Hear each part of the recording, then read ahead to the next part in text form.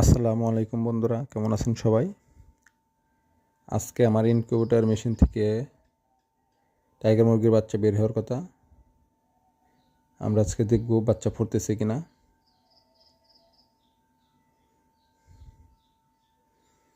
মাশাআল্লাহ, বাচ্চা ফুটছে।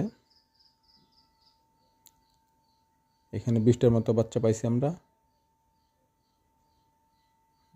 আরও 68টা ডিম আছে, এখান থেকে ফুটবে।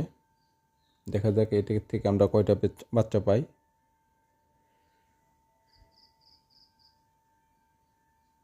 দশ দিন পরে আরও আরেক সেট আপ আছে, ওই সেট আপ আছে, এইখান থেকে বাচ্চা বের হবে।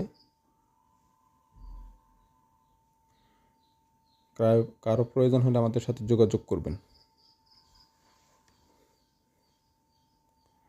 আজকের মতো ভিডিও এখানে শেষ করছি। আল্লাহ হাফেজ।